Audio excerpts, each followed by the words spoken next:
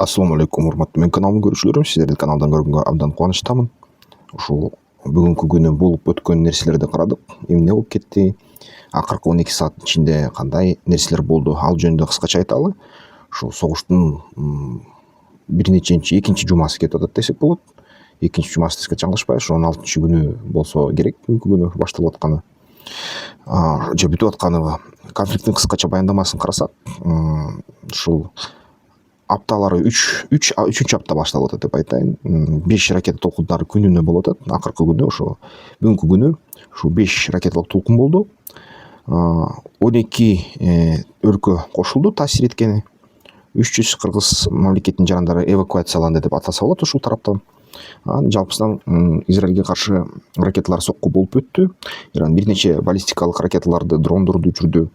Ошол негизи буталар Бней-Брак, Рамадган, Холон, Несцона болду. Эйлатка да тийди. Ошол Тель-Авивдин үстүнө да атылды. Анан өрттөр болду, имараттардын унаалары жабыркаш болду. 2 же 4 киши жаракат алды деп айтып жатылат. Жеңил же орточо жаракаттарды. Албетте сирена унчукпай жатты кечке. Анын көбүнчөсү дагы ушу баллистикалык ракеталар колдонулуптур. Баллистикалык ракетанын ушул атайын кассеталык дарылар иштетилиптир. Карасак Перс булуңундагы өлкөлөргө, кайсы өлкөлөргө чабуул болду? Бириккен Араб Эмираттар, албетте Сауд Арабия, Бахрейн, Ирак, Кувейтке болду соккулар. Акыркы 12 саатта 4 баллистикалык ракета Бириккен Араб Эмираттарына атылды. 6 дрон учту. Бир кайча даанасы кармалды, перехват болду, бирок жаракандар болду да ошол жерден дагы. Сауд Арабиясында дагы Принц Султан Аба базасына соккулар болду. 10дон ашык дрон атып түшүрүлдү, бирок аскердик жайларга кол салуулардын кээ бир дрондору натыйжалуу болуп өттү деп айтса болот. Бахрейнде болсо аба сиреналар иштеп атты, ракеталарды кармап атты. 125 ракета атылды Бахрейнге, негедир 212 дрон. Ошол ар бир кагылышы үчүн ушул топтолгон сандарды айтсак болот да ушул. АКШнын базаларына жасалган чабуулдар болду. Так маалыматтар жарыяланган жок. Ирак, Кувейттен соккулар болду, ийгиликтүү болду деп кишилер айтып атат, бирок бизде азырынча мындай тастыкталган маалымат жок болуп атат да. Израиль жана АКШ соккулары кандай болду? Израиль Ирандын батышына масштабтуу аба соккуларды кылды. Исфаханга чабуул кылды. Ливандын ичинде дагы сокку кылды. Бейруттун түштүк чет жакаларына. Сидон Хамастын расмий өкүлү өлтүрүлдү. Сидондо ушул Израиль ичинен Газанын чегарасында ошол жерден сокку болду да. Хамастын расмий өкүлү өлтүрүлгөндөн кийин анан Харк аралына АКШ дагы кол салды бүгүнкү күнү. Таң атпай ири аба жана ракеталык соккуларды кылды. 90 аскерлик бута жок кылды деп айтып жатышат. Абадан коргонуу системалары, деңиз базалары, анан алгачкы жолу Трамп мактанып атат. Бул жолу дейт алгачкы жолу ошол биз Хаймарсты колдондук дейт. Хаймарс ракетасы менен жерден атып, ошол сууда жүрүп жаткан суу астындагы кемени жок кылдык деп айтып жатат. Суунун үстүнө жакын калкып жаткан. Ракета жана мина кампаларды да жардырышты. Мына инфраструктурасы сакталып калды. Трамп айтып атат, жакынкы чыгыштарындагы эң күчтүү ушундай рейдтердин бири болду дейт. Мына инфраструктураны сактадык азырынча дейт. Бир гана аскердик буталарды жайладык деп атат да. Согуштук операциялардын масштабын карасак, Перс булуңундагы мамлекеттерге Бахрейн тарабынан ошол кармалган 125 ракета перехват болду.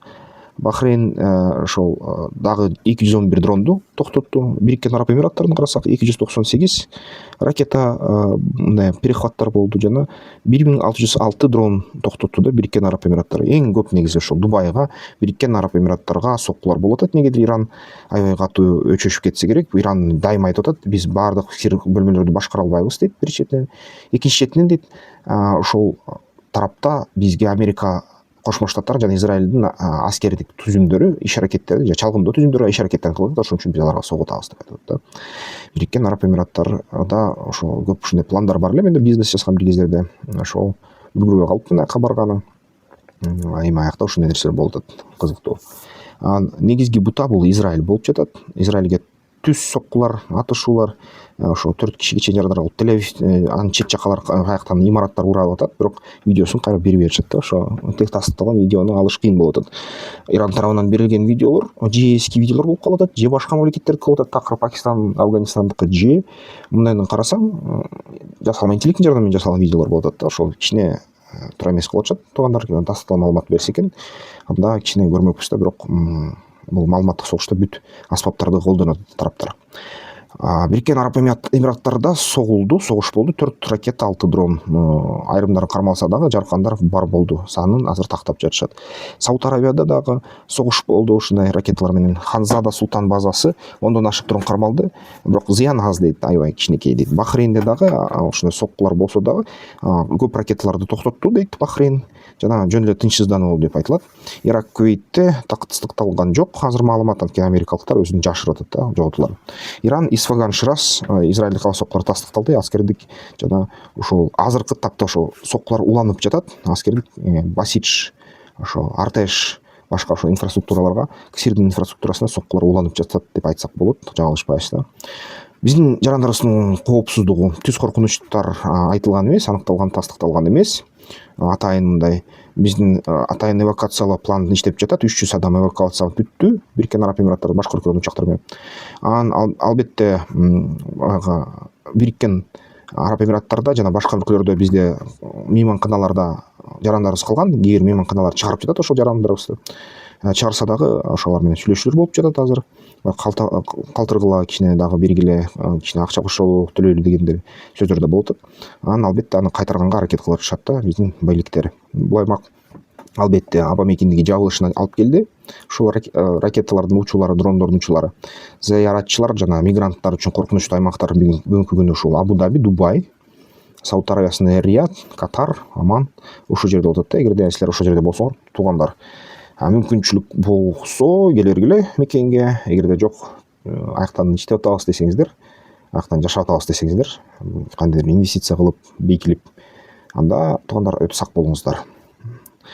Ошол Харк аралын карасак, негизги Иран мунай терминалы ушул АКШ соккуларынын астында турат. 90% бүт Ирандын нефть экспорттору Харк аралы аркылуу кетет. Эмнегедир билбейм, ушул ирандыктар аябай көп ракета курушту, ядердик программаны улантышты, баллистикалык ракеталар таратышты, көп объекттерди курушту, бирок негизги ошол нефть терминалдардын санын көбөйтүшкөн жок. Ошон үчүн эгерде азыр ушул инфраструктураны, аскердик инфраструктураны бомбалап болду, бирок эгерде нефть инфраструктурасын бомбаласа, порттун терминалдарын, анда бул эң чоң Ирандын маселеси болуп калат, туугандар. Иран так акчасыз калат. Эч кандай мүмкүнчүлүк болбойт. Нефти сатканга санкциянын астынан сатып атат эле баары бир. Анан албетте бул деген тез эле арада чоң ачкачылык, экономиканын токтошу, аскердин акчасыз калуусуна алып келет. Бул 100% маалымат. Албетте Трамп коркутуп атат. Азыр эгерде силер Ормуз булугун бошотпосоңор дейт, бизде ошол 2500 деңиз жөө аскерин жана USS Триполи деген кемесин жайгаштырабыз дейт. Бул Харк аралын басып алабыз дейт. Анан бүт нефть терминалдарын Америка Штаттарынын пайдасына иштей баштайт деп коркута баштады Трамп. Бул аябай жаккан жок албетте. Ошол Харкка кол салганда ошол Ирандын ксирлерине жана алар каршы сөздөрүн айтышты.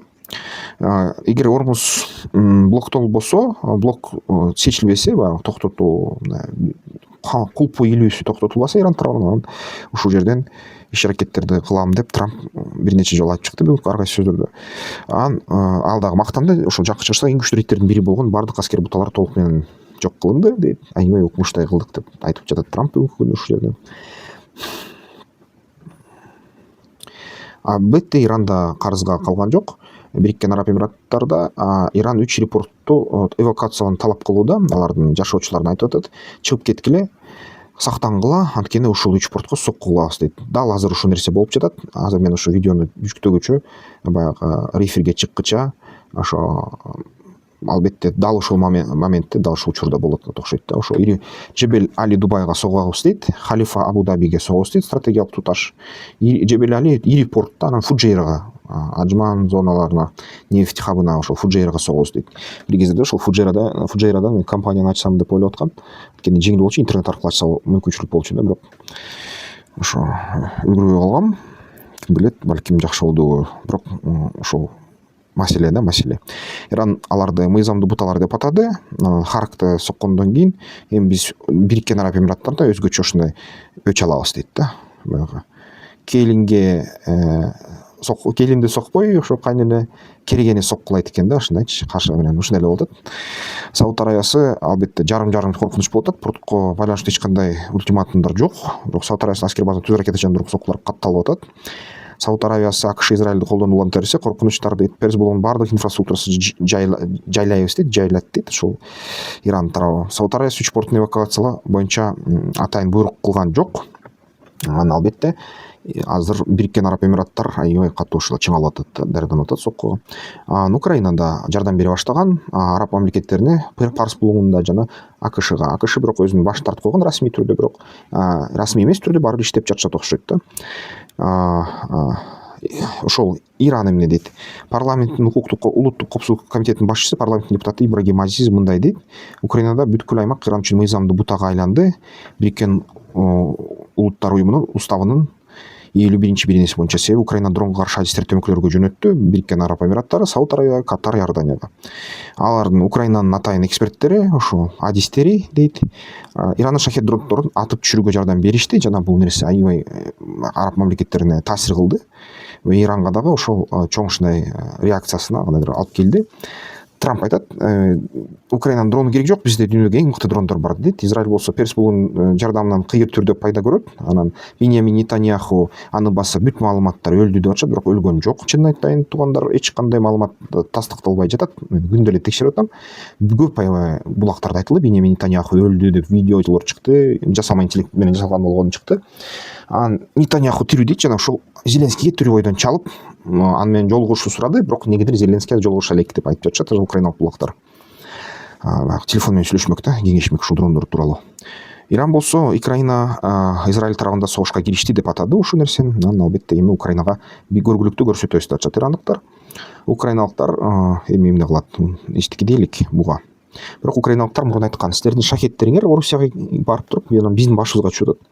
Герань деп аттуу болуп, ошон үчүн биз өчүбүздү алабыз дешкен да мурунураак украиналыктар. Ошондой болуп жатат. Анан дагы бир кызыктай маалымат чыгып атат. Ошо Москвага дейт.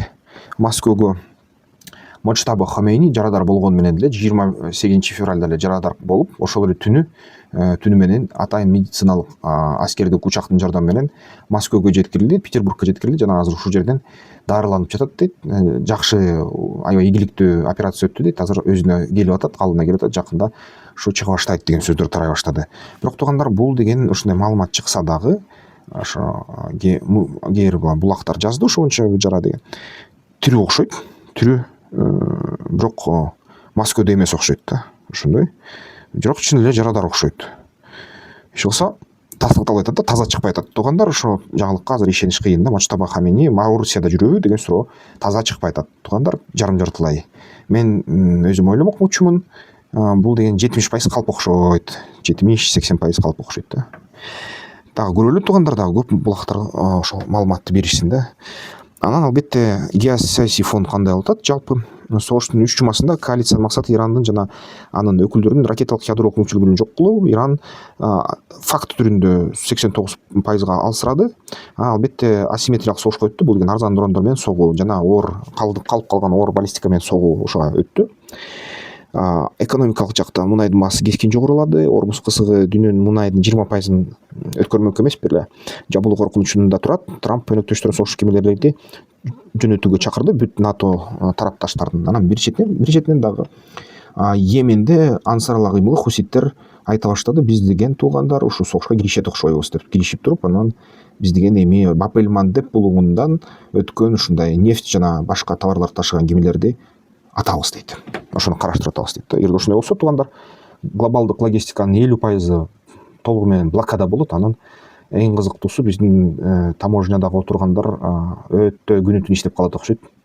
Анткени биздин таможня өтмөктөрүбүздөн ушул көп товар өтө баштайт да. 300-500%га чейин өсүп кетет ушул товарларды өткөрүү кургактык аркылуу Кытайдан Европага, Европадан Кытайга. Ошону мен алдын ала көрүп жатам туугандар. Анан бул нерсени көрөлү эми. Йемендер азыр өлө чоң өзгөртүү киргизип салышы ыктымал. Йемен киришсе Кыргызстан өнүгөт транзит аркылуу, бирок албетте бул жакшы себеп эмес да. Бирок баалар кымбаттайт, баары бир ошол нерсе жаман болуп атат. Кытайлык компаниялар, Lloyd жана башка ошол британиялык компаниялар страховканын баасын көрсөтөгөндүн эсебинен кытайлык компаниялар демпинг кылып баштады жана азыр ошол страховка базарын кытайлар акырындап өзүнө тартып алып атат ошол логистика боюнча. Аймакты карасак, соккулар Ливан, Хезбалла, Ирак, Кувейт ошол жерге таасир кылып атат. Парс булугундагы мамлекеттер ошол Иранды актив түрдө кармап анан ракеталарын анан айыптап жатышат Иранды жана жини топтолуп жатат жакын арада ушу атайын операцияларга катышат окшойт ушул мамлекеттер. Эл аралык Рим папасы Норвегия ок атышууну токтотууга чакырып жатышат. Түштүк Корея, Улуу Британия, Япония Ормузда жардам көрсөтүү маселесин талкуулап жатышат да. Чабуулдар толугу менен токтотулса Иран сүйлөшүүлөргө даяр дейт негизи, бирок баары бир өзүнүн ядролук программасынан баш тартпайбыз деп айтып жатышат да. Анан АКШ менен Израиль максатка жете элекпиз дейт, согуш тез арада аяктоосун күтпөйбүз деп айта башташты да. Анан абал барып бетте саат сайын өзгөрүп турат, өзгөрүп баратат. Же мындайынан айтканда көз ирмем сайын. Ошо биздин жарандарыбыз үчүн расмий булактар бул деген Кыргыз Республикасынын тышкы иштер министрлигинин сайты. Аль Жазираны көрсөк болот, BBC News'ту көрсөк болот, AP News'ту көрсөк болот да.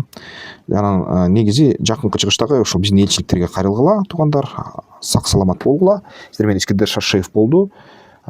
Саясаттануучу жана экономикалык серепчи. Эмки видеолордон көрүшкөнчө кичине айтып кетелин. Ошо бизнес план жазабыз, кайрылгыла, телефондор болот видеонун астына кийинирээк 1-2 күн ичинде. Ошол аркылуу WhatsAppка жазсаңыздар болот, бизнес план керек болсо.